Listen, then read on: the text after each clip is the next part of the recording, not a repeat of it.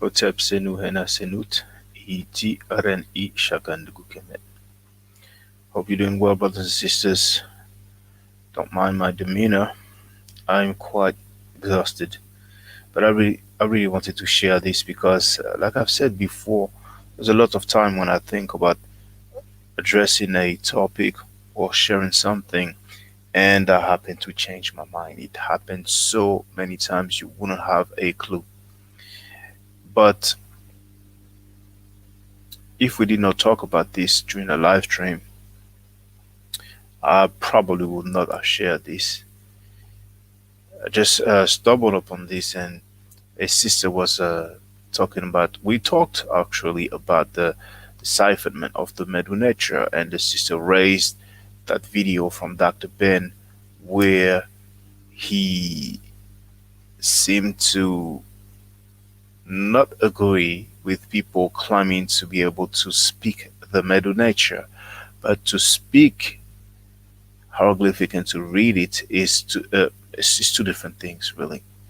So here's a quote from the book entitled Let the Ancestors Speak.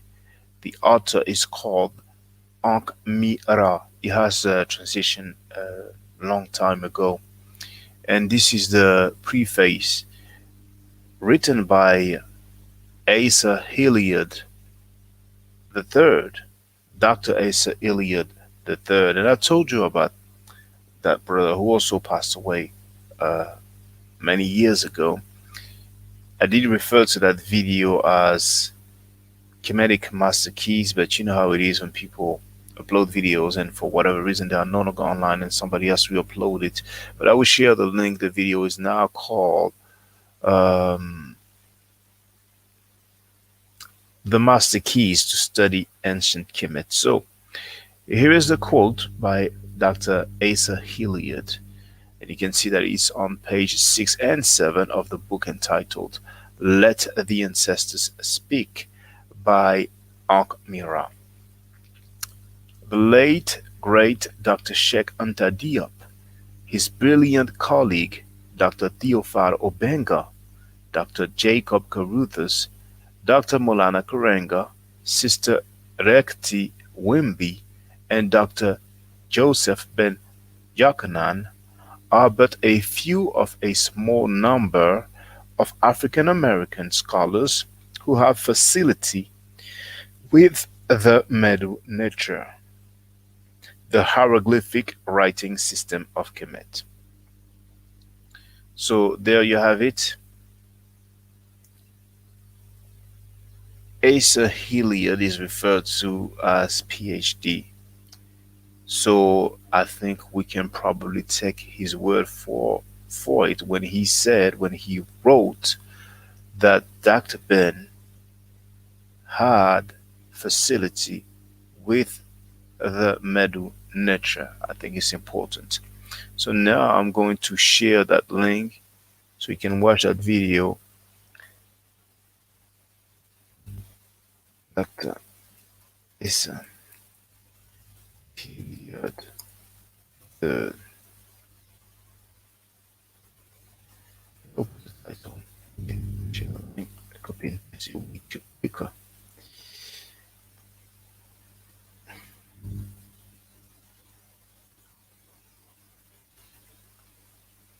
What is it? Oh, maybe I typed it here. Okay, yes.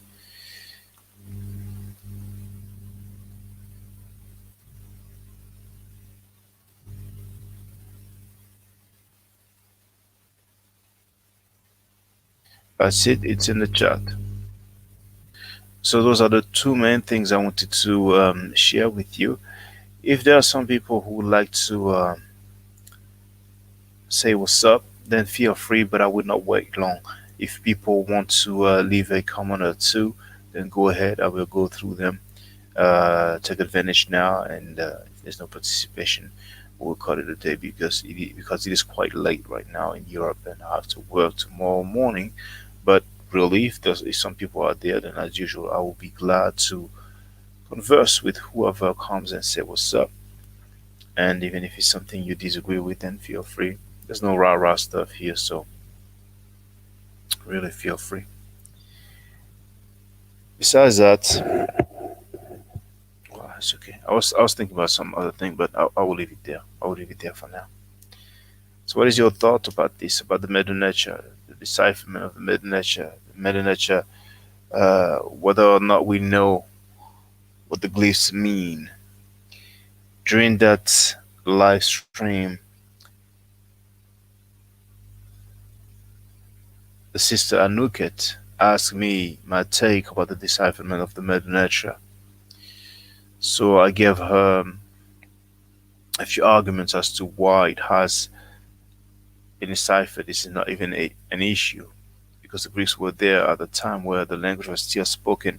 And then I proceeded to show that video from that video footage taken by yours truly at the Louvre Museum, Paris, France, where there is an artifact dated 300 BC, and the name of Alexander is written, and that's Alexander the Great, by the way.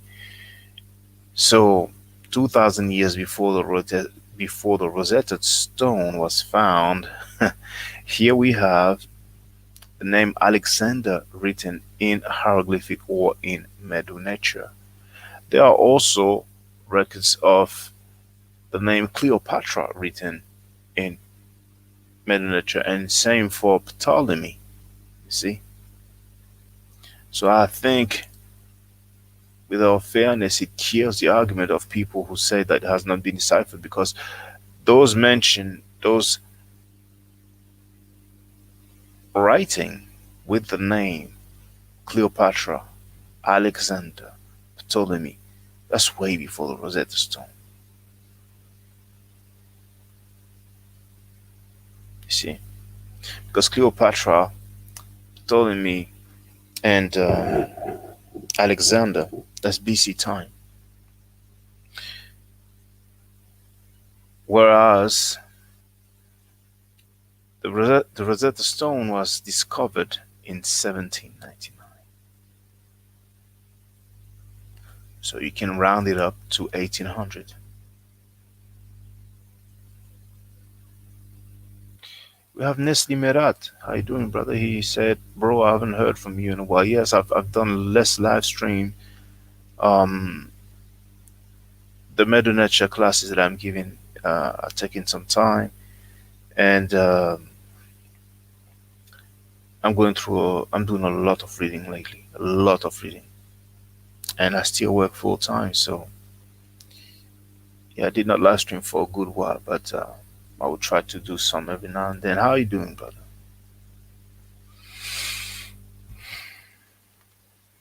That's good, bro. Okay. What's your take on the Medu nature? What's your take on people who say that it has not been deciphered? I was explaining to the sister that a lot of our people take an issue with the term decipher. They feel like it's giving too much credit to Champollion. Yeah, I usually repeat that it's not a matter of great genius on his part. Was very lucky to come across that Rosetta Stone with the same text written in Greek and in Medu nature. Of course, you can call, brother. The calling link is there, but I will share it again. One moment.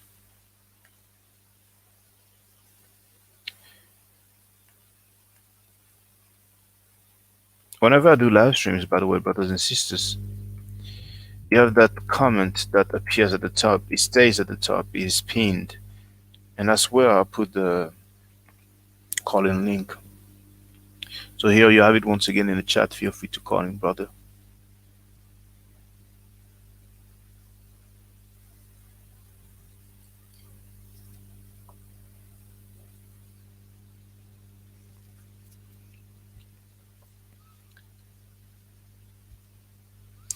Waiting for our brother Nestle Mira to call. He has a Haitian flag. I remember I was underage, and at one point they decided to have the color black and red rather than blue and red. But it did not last for too long. I remember asking my mother, "Why is it black and red now?" And think she told me something like, well, that's what they've decided. But then he reverted back to blue and red.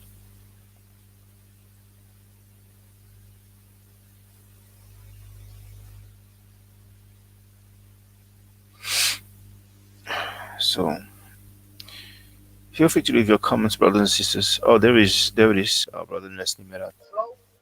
What's up, Zen? How you doing, brother? Ça passe, mon cher? Can you hear me, brother? Can anybody hear me? Yes, we can hear you now, brother. How you doing? All right. Can you hear me? Yeah, definitely. Okay, all right. What's up with you, Yeah. brother? Feel free to speak. Man, I'm good, man. Yeah, I was just saying the other day, man, I haven't heard from you in a while. And here I am just scrolling through my YouTube and I end up coming across your live. That's a good thing. That's a good thing. Yeah, man. Hey, what's your take, So brother? On oh, feel free. Go ahead, brother. Go ahead. yeah, so you were asking question on the meta nature, but I've just come across it because I wasn't following from the beginning. I don't know how long you started the stream. But yeah, I just came across that you were on the nature topic. You mentioned Champollion. Yes. Is he been getting too much credit um, for the with the Rosetta Stone, decoding and deciphering the Rosetta Stone and so on? But I don't remember the name of the other individual that also aided him into deciphering the Rosetta Stone, which people hardly mention in conversations. If people even notice somebody else even helped out, that I believe was a black brother, like if I recall, that helped him into deciphering the Rosetta Stone. And if he's getting too much credit, I would say he's actually getting too much credit because if there is a collaboration with somebody else and they're not mentioning that person, so I think so. Well, I've never heard of a black man helping Champollion deciphering the hieroglyphic, but I've heard about. I think it's Edison, the light bulb. Um, I've heard people say Yeah, that some black man was involved and that the credit was taken, but I'm not sure if it's about Edison or somebody else, but something to do with lightning, either the light bulb or some sort, something to do with electricity.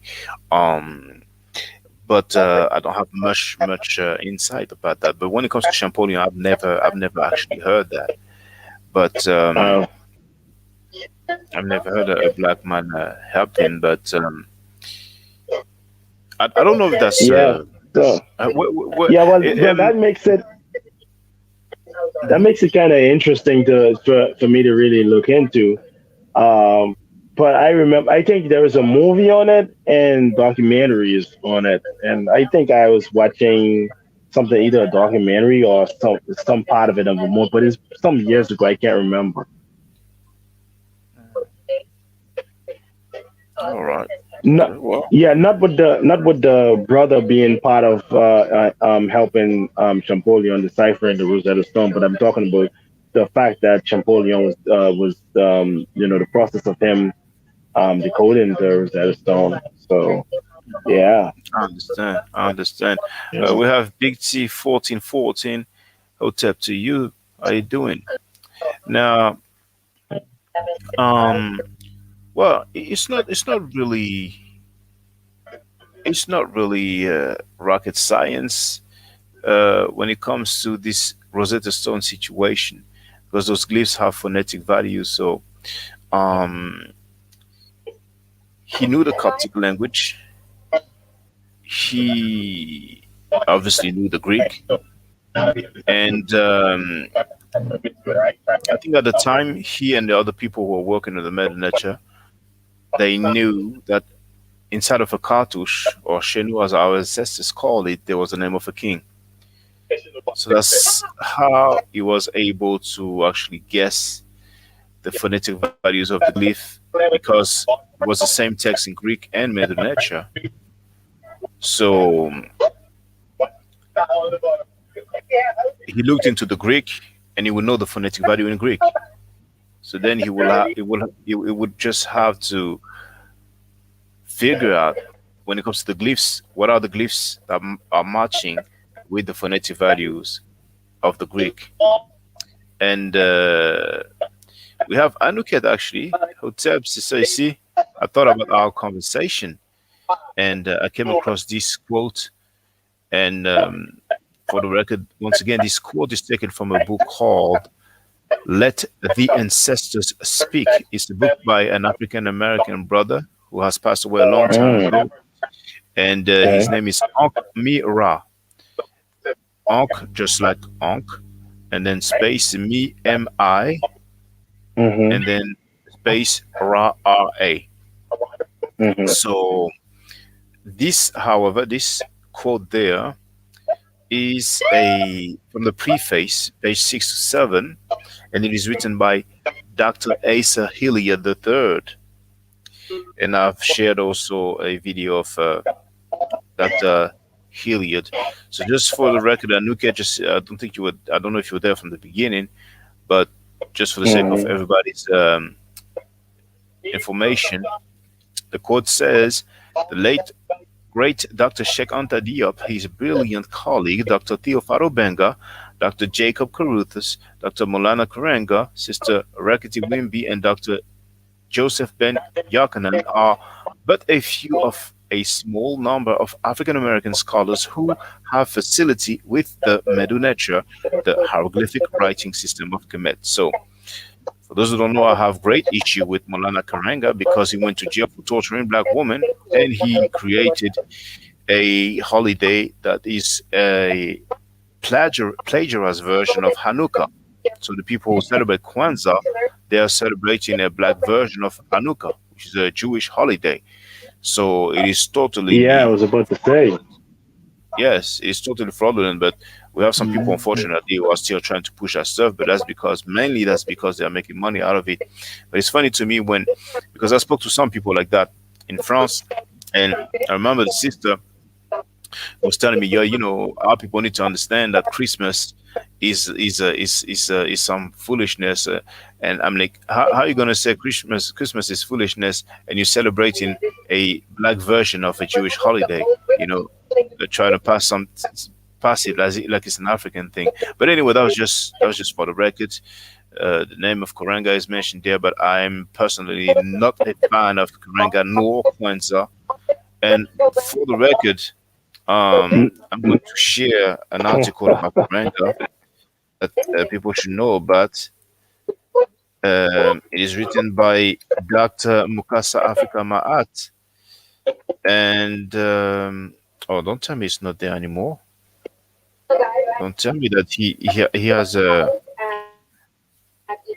has removed his blog. Okay, that's not Africa Ma'at. But it looks like his blog is no longer online. Um, Yeah, after oh, a certain amount of years, I guess when no one is really checking them out, they could delete them. it's okay. That's a shame. So, oh no, it's still there. It's still there. It's okay, but it's just not referenced like it was. All right. Um, Brother Nestle Merad, is that the TV that we hear? Oh yeah. It's too loud. It's quite loud, actually. Is it too loud? Well, I wouldn't say too loud, Yeah. but it's, Okay. it's Okay. quite Cool. loud. Cool. Cool. It's I'll quite go loud. ahead and handle it. Yeah. I've shared the link in the chat. It says Karenga tortured two black women. That's the reason why he went to jail for. So, And for the record, he was part of a black organization called the US organization, or spelled UNS. Oh, lots of feedback. Okay, I guess yes, he was about the. But now it's okay. Now we don't hear anything. So I'm saying this because you see, we have some people who love to say, well, Malcolm X, he was committing crime and stuff like that. But that's before he he got in the struggle. See, so when you are part of a black organization and you are supposed to have some knowledge, or you claim to have some knowledge, some information, and that you want to uplift the people, you're not supposed to torture a black woman, are you? And the sad thing is that in France, there was some dude who, I don't know if this organization is still going on, but he was the head of a black organization, and uh, we came to find out that he went to jail for rape, and there are several cases of rape when it comes to him. And we had some people who went to his defense, talking about, making an analogy with Malcolm X, talking about, well, Malcolm X, before he used to do this, and he was a pimp. He was selling drugs. He was into robbery and stuff like that. And I'm like, how can you make that comparison? I mean, how can you compare Malcolm X before he was into the movement? I mean, to me, it doesn't make sense, because that other dude who went to jail for rape. Well, okay, in a sense, it's true that the rape thing, he was, well, when the time he was sentenced to jail for rape, he was not into the movement. However, as the leader of a black organization, there was a sister who came out. She made an interview talking about, well, she did not go into too many details about what he did to her, but she said that she was about to press charges and do what's necessary. So, but anyway, that's just for the record. That's just for the record. So, are you still? Oh, Nestle Mirat is gone. Actually, I thought he had just turned off the TV, or that maybe he had changed room, but he's no longer there. But brothers and sisters, feel free if you want to leave a comment, or if you want to call in. And I would not wait long, like I said, because it's midnight and I have to work tomorrow morning. So it doesn't bother me that much if there's some participation. But if there's no more participation, then I guess I will call it a day. Honestly, Mirat is calling again. Yes, brother. Yeah, sorry about that. I got knocked off and I had to redo it again. So, No. good. Yes. So feel free, brother, if you want to address anything at all, feel free. Oh yeah, no, you were explaining something and I got knocked off. So I'm basically starting over here to where you are. So we're staying meta nature, right? So my my question would be still I'm on Champollion. You said that he understood Coptic and the Greek as well. Well, I recall reading that he knew the Hmm. Coptic language. I don't Okay. recall reading that he knew the Greek, but I'm pretty sure he knew the Greek. I'm pretty sure he knew the Greek, because that's the main language in the, well, that's one of the two languages on the Rosetta Stone. So I think it's safe to say that he knew the Greek. Now, Oh, if he okay, didn't, then okay. it's my mistake. But I'll be corrected if Well, it's not the case. But yes. I would assume that he probably did because in order to actually to make good use of of decoding it, and if that was the other language that was written on it, then I would just assume that he would have to know something about it to and and aid and, be- his decoding. and besides, um, Coptic is written with Greek letters, with an Hmm. additional seven or so letters to represent sounds that don't exist in the Coptic language. So if he knows the Coptic language because it is with Greek letters, then he has to know the Greek. So that's And then uh, my other thing is like people said that the closest language to ancient Egyptian spoken language would be Coptic. But then again, I came across I came across one of few videos on YouTube that even have uh the old the old Taseti, I wouldn't say, or Nubia, if you want to go by that, that they actually still have a group that actually spoke that language. I'm You know not, anything about that? no, I'm not aware of that. Yeah. I'm not aware of that, and I don't know if told me something similar. There's Hmm. a Meroitic script, for the most part, is considered undeciphered or non-deciphered or not deciphered. There's one brother in America who claims to have deciphered it, but I heard him claiming a few things that were quite strange to me. So, but I don't know how close the Meroitic script is to the Medu nature. Now, I've heard actually I remember now. I've heard there's one brother who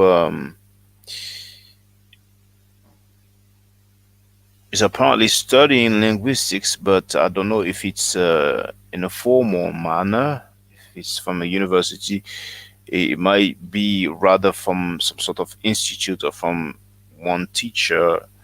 But he said that he was working with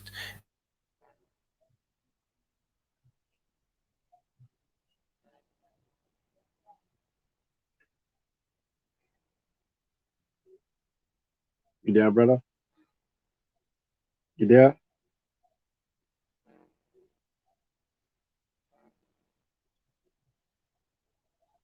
You there, brother?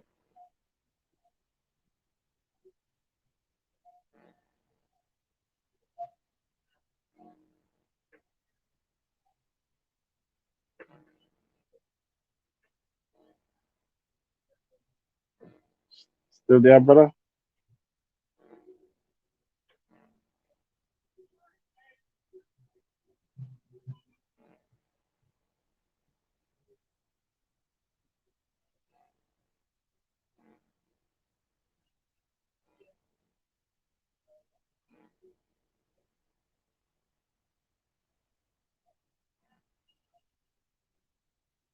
Are you there, brother?